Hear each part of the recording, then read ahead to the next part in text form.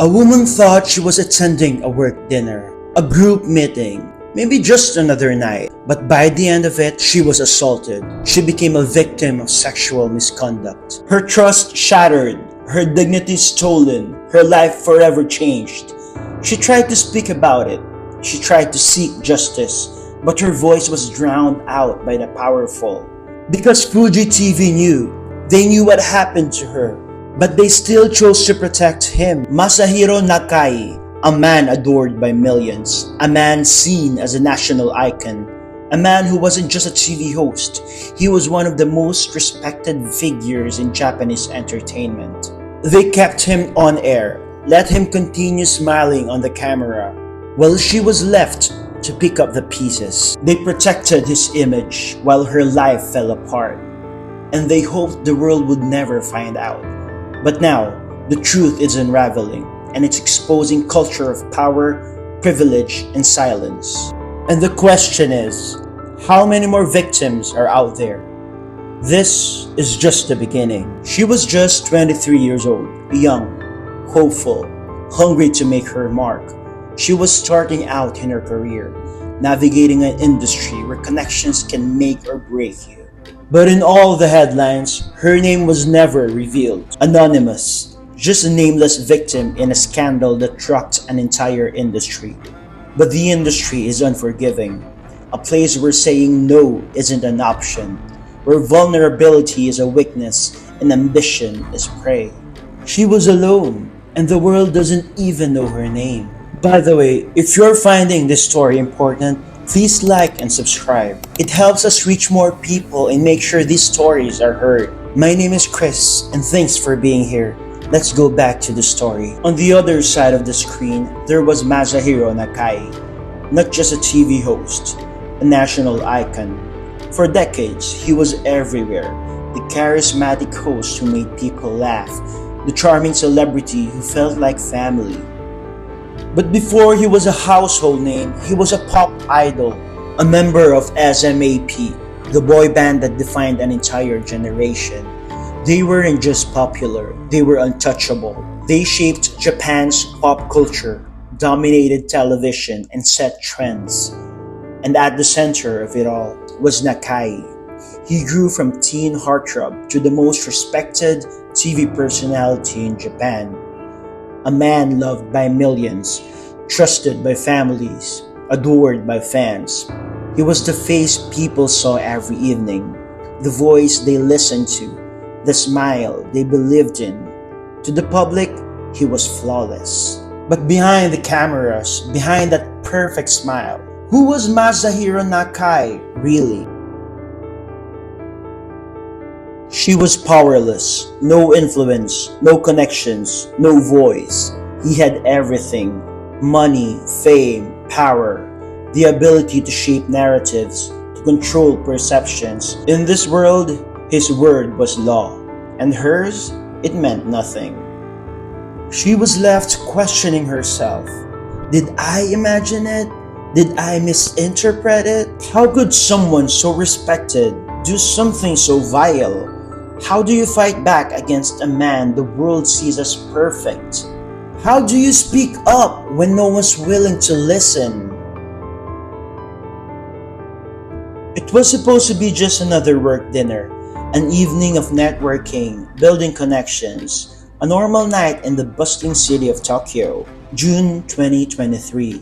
She walked into that room, never imagining the nightmare that awaited her. It started innocently enough. Small talk, laughter, polite smiles.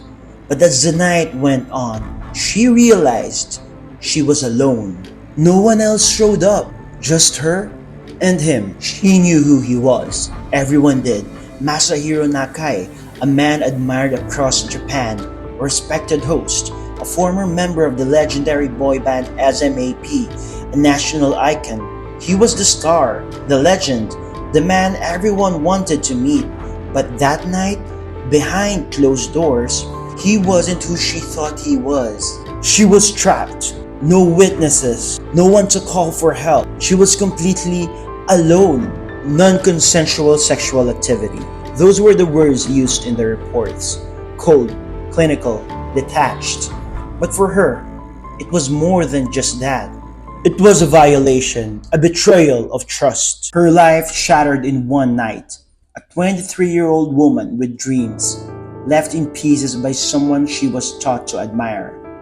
She never saw it coming. She was just doing her job, just trying to find her place in a world dominated by powerful men. And then it was over. The room was empty, but the damage was done. She didn't stay silent. She came forward. She reported the incident. She told her story to a female Fuji TV announcer, someone she thought she could trust, someone she believed would help her. But the walls of power closed in. Fuji TV knew. They knew what happened that night, and they did nothing. They had a choice, to stand by her or to protect their star. They chose him. They chose to shield his reputation, to protect their empire, to bury her story.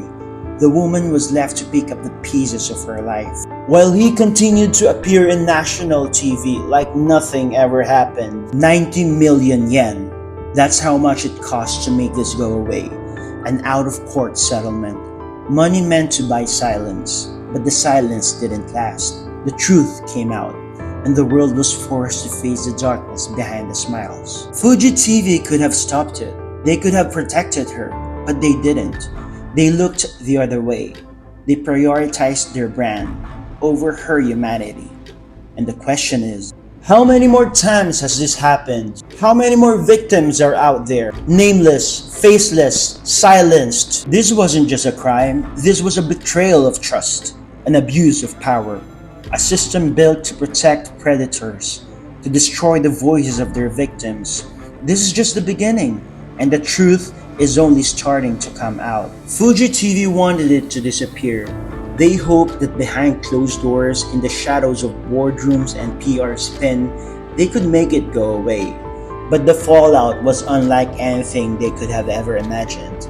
Over 70 major advertisers, including corporate giants like Toyota, Nissan, and Nintendo, severed ties with Fuji TV, an exodus that sent a shockwave through the media landscape. Revenue projections plummeted, forcing the network to slash its earnings forecast by half. The damage was done, not just by the company's finances, but to its reputation. On January 27, 2025, Fuji TV made a desperate attempt at damage control. They held a 10-hour press conference, one of the longest in Japan's history. Over 400 journalists attended, demanding answers. But what they got was more evasion, more scripted apologies. By the end, two heads had rolled. Koichi Minato, the president who allowed Nakai to remain on air despite knowing the allegations, resigned. Shuji Kano, the chairman, followed suit. Both men issued public apologies, admitting to a failure in leadership and a gross misunderstanding of human rights. But to the public, it was too little, too late. Masahiro Nakai, once a beloved icon, a man who had dominated Japanese television for decades, announced his retirement. There would be no comeback tour, no tearful goodbye episode, just a cold, quiet exit from the spotlight. But was this justice? But despite everything, no criminal charges were filed. The victim, whose identity remains protected, reportedly received a 90 million yen settlement, a payment meant to silence, a price put on pain. Nakai walked away without facing the courts. Fuji TV too tried to close the chapter. They launched a third-party investigation, promising reforms and transparency. They assured the public they were committed to change, but the new president was an internal appointment, a successor shaped by the same toxic culture. The investigation continues. Fuji TV insists they are cooperating fully, but doubts linger. Will the truth ever come out? Or will this be just another scandal swept under the rug by a powerful man protecting each other? The committee's report is expected in March 2025. Until then, the nation waits. But the trust is shattered and the questions remain. How many more stories are waiting to be told? Is this the end, or just another chapter in a story of power, silence, and betrayal? Subscribe to Case Solvers Club for more cases like this. We investigate, we analyze, and we uncover the truth, one case at a time.